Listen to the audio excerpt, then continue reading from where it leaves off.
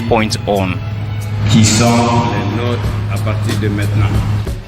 Major opposition parties boycotted polls in March over fears that the plan to change the constitution was a plow to allow Condé 82 to extend his grip on power. We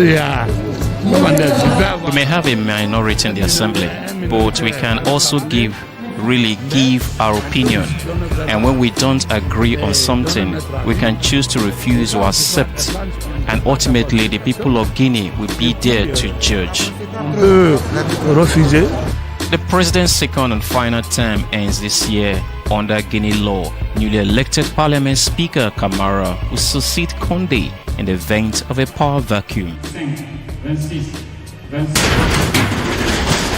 Members of South Africa's Red Ants demolished houses in Lole, southwest of Johannesburg.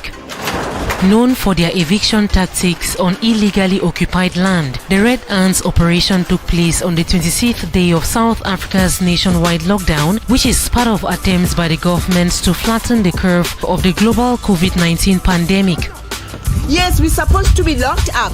They said we must be locked up, and now here they come. They said we mustn't be in groups, and now here we come. We're running up and down, We're running, we don't know where to go. I was in the zones, I was sitting peacefully until they came and they bulldozed the place down while I was still inside. What happened if they killed me or I died? Then what then? I can't do anything, so it was locked down inside. Now I'm locked down outside. I have nowhere to go.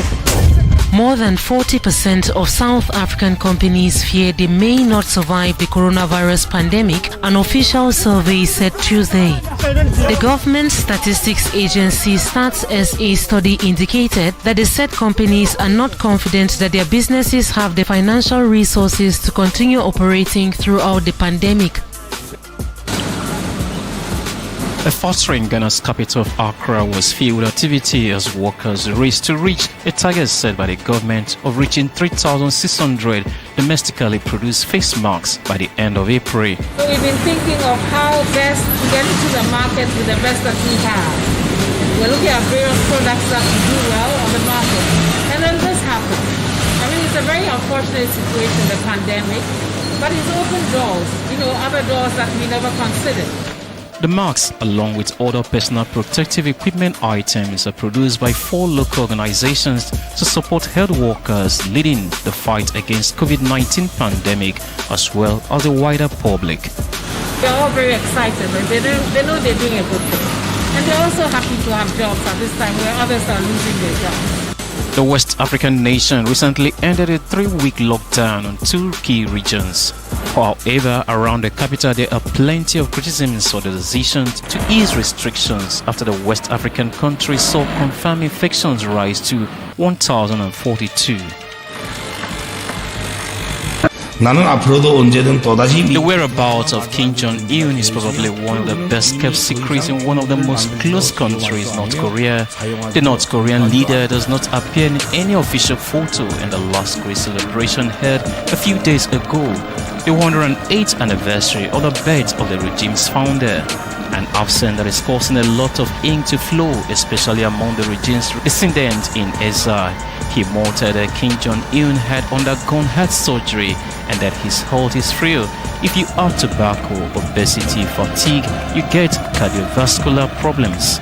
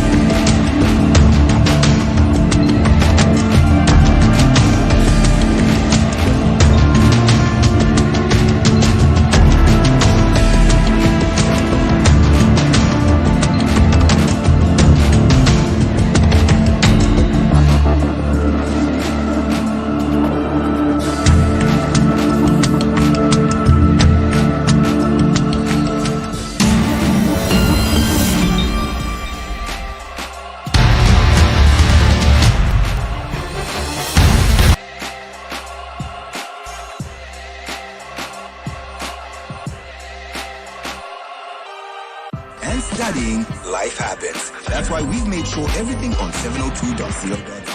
So, if you missed an interview because of an incoming call, or wanted to hear the end of the interesting conversation, but had a meeting to attend, simply go to 702.co.za. You can listen to, read about, and comment on what's happening on your number one news and talk station. Whenever, wherever. 702.co.za for the curious. Okay, let's building and renovation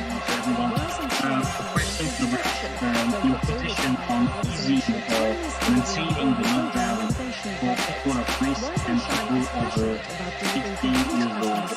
From start to finish, regardless of how big or small the project is. They work according to your budget to ensure that you can afford to get all your to-do projects done.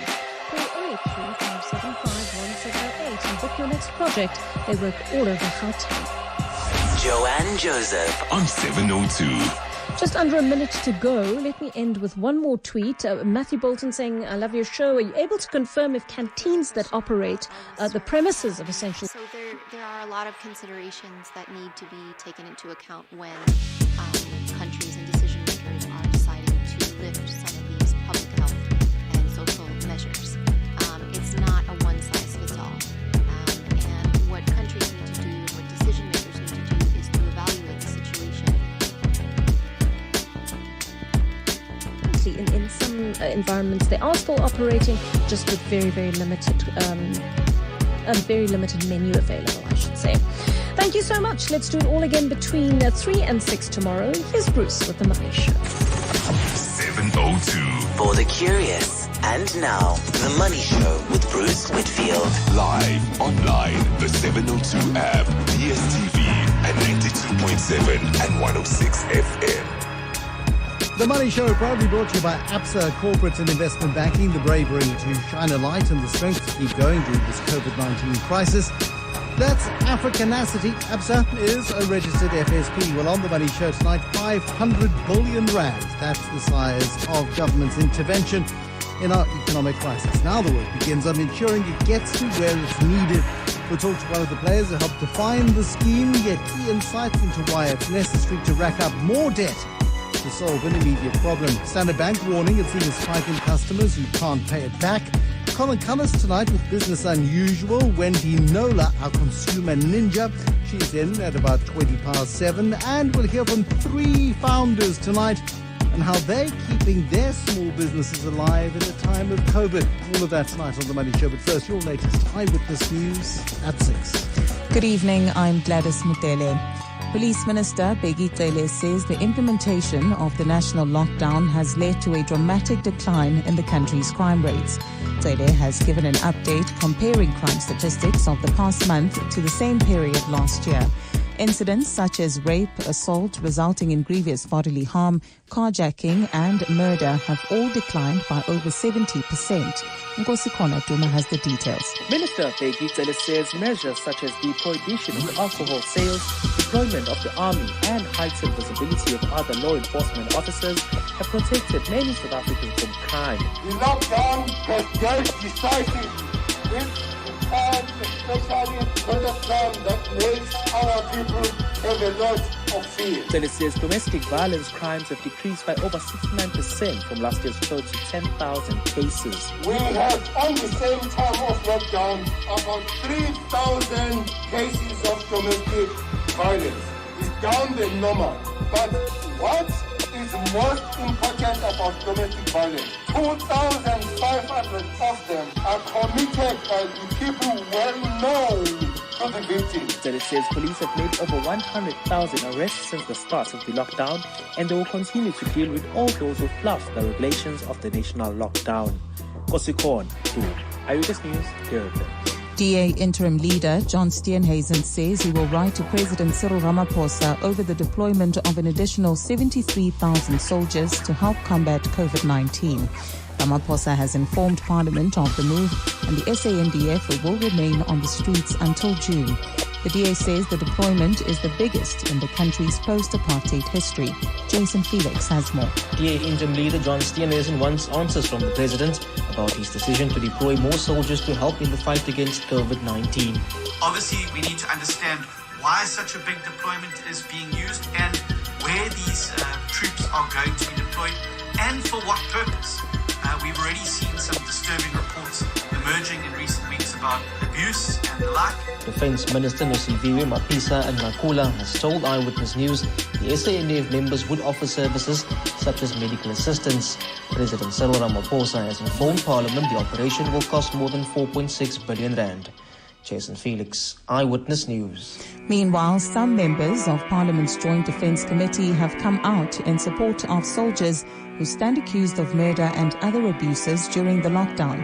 Defence Minister Nosiviwe Mapisa-Nqakula and defence officials have briefed Parliament's Joint Standing Committee on Defence on the deployment of the additional 73,000 SANDF members during the lockdown. They've also discussed cooperation with the police service to maintain law and order during the nationwide lockdown. Babalondenze reports. Members of the committee have thrown their full support behind the Defence Force. They say reports of abuse don't show the full picture and soldiers are only reacting to provocation by South Africans, not observing lockdown regulations. ANC MP Jerome Mage. If you are not supposed to be on the streets, why are you on the street? It means you are breaking the law. Defence Minister Nosiviwe Mapisa-Nqakula has accused people with an agenda of creating paranoia among South Africans. That out there you equally do have what I would term really provocatives. People who even before the Defence Force was deployed were actually creating a state of paranoia. She adds 2 South African National Defence Force members have also died during the lockdown. Babalondenze, Eyewitness News. In the Western Cape, a pharmaceutical company in Epping has closed its doors after several workers tested positive for COVID-19. The Department of Employment and Labour has also issued GlaxoSmithKline with a prohibition notice following an inspection this week. Joey Carson has more. The South African Communist Party raised the red flag on the company after several workers told them they tested positive for the virus last week. The party's Benson Nzu says as many as 70 workers had tested positive for the virus. We then called for the speedy intervention of our Department of Employment and Labour. The department conducted an inspection at the GlaxoSmithKline site on Monday. According to the department, GSK did not have any sanitizing in place and there was a lack of personal protective equipment for staff. There was also no risk assessment in place to ensure all COVID-19 regulations are adhered to. The department says a follow-up inspection will be conducted before the site can be reopened. GSK has not confirmed how many employees have tested positive. Charita Kassan, Eyewitness News. Be shut due to coronavirus cases. And finally, celebrities and fans have paid a special tribute to the late iconic musician Prince on the 4th anniversary of his death.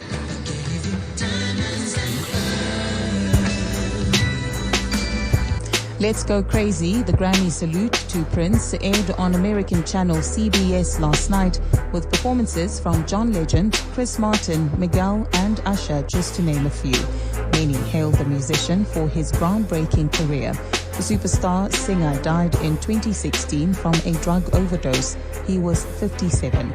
Prince was famous for Purple Rain and many other hits. He won 7 Grammy Awards. Gold is trading at $1,709.17 an ounce. The rand's at 19.04 to the dollar, 23.48 to the pound, 20.61 to the euro. Brent crude oil is at $20.34 a barrel. In your sport, Six Nations organizers are working on plans to hold a second tournament later in the year. The Dutch Football Association is likely to cancel the Eredivisie season after the government extended the ban on major events until the 1st of September. And tennis governing bodies look at creating a player relief fund. Gauteng will be partly cloudy tomorrow. Johannesburg dropping to an overnight low of 11, peaking at 23 degrees. Pretoria 11 and 25, Vereeniging 9 and 24. Cape Town weather tomorrow, partly cloudy with a moderate southeaster, a low of 14 and a high of 20 degrees. The top story in Eyewitness News this hour. Police Minister Bheki Cele says the implementation of the national lockdown has led to a dramatic decline in the country's crime rate. Eyewitness News. In touch, in tune, and independent. For the latest, download the EWN app. Considering you represent the enemy. Participate in action-oriented contribution. Lead as... You took her from me!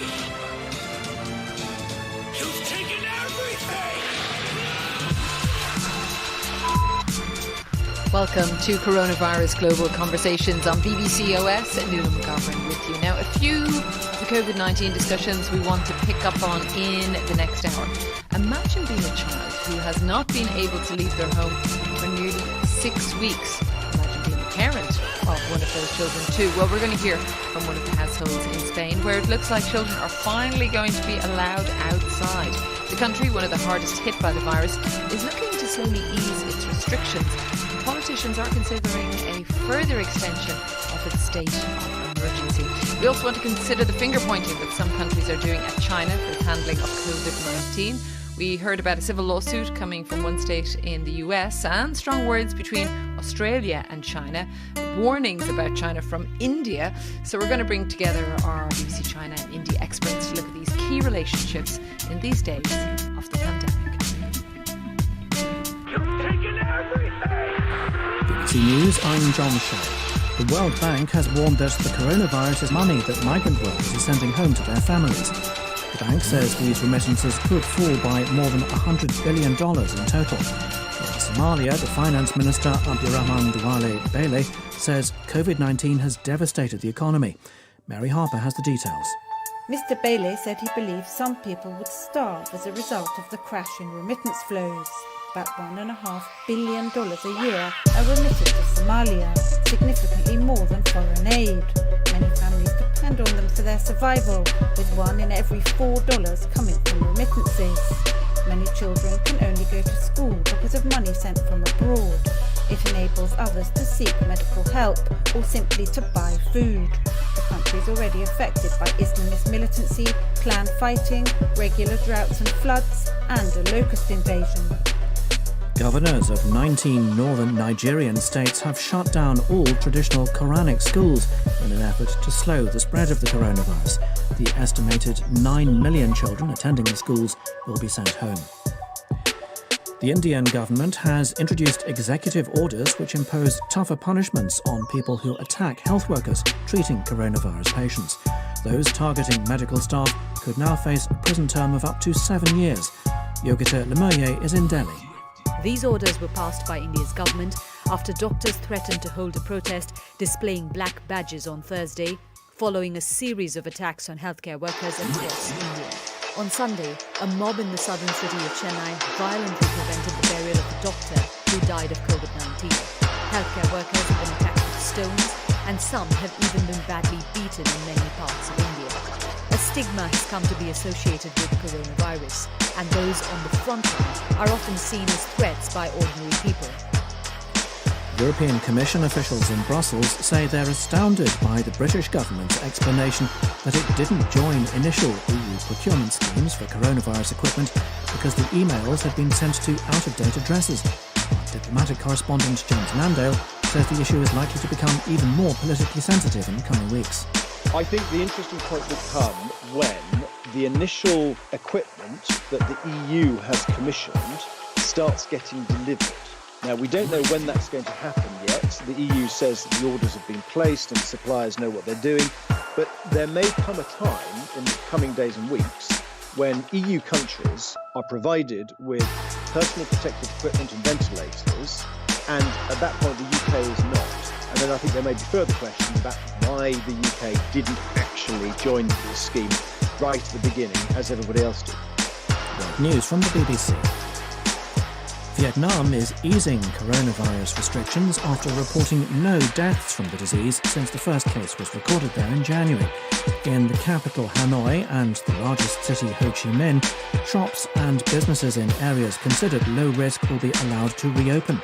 Despite its population of nearly 100 million and a long land border with China, official figures suggest Vietnam has kept the total number of infections under 300. Despite the lockdown in Moscow, Russian communists have gathered to lay flowers at Lenin's mausoleum in Red Square to mark the 150th anniversary of his birth. Sarah Rainsford reports. For everyone else in Moscow, big birthday parties are banned during the coronavirus epidemic, but not for Vladimir Lenin. To mark the 150th anniversary of his birth, several dozen communists processed across Red Square, carrying flags and bright red carnations to where Lenin's embalmed body still lies in a mausoleum. The security agency responsible for Red Square said they'd been allowed to gather despite the lockdown, providing they kept the social distancing rules. But an attempt to stay 2 metres apart lasted only moments before everyone apparently gave up. 2 teenagers in Hong Kong have been charged with the murder of an elderly man during a violent confrontation between police and pro-democracy protesters last November. Luo Changqing died when he was hit on the head. Local media reported at the time that the victim, who was 70, was a street cleaner who was filming the disturbances on his phone. An Ethiopian journalist has become the first person to be charged under a new anti-hate speech and disinformation law. Yaishor Shimelis was arrested after reporting that the authorities had ordered tens of thousands of graves to be prepared for coronavirus victims. Human rights groups have criticised the new law, saying it could reverse many of the reforms introduced by the Prime Minister Abiy Ahmed. And that's the latest BBC World News. Welcome to our coronavirus global conversations on BBC OS. I'm Newsroom. Very pleased to have your company again today. I spotted this request on Twitter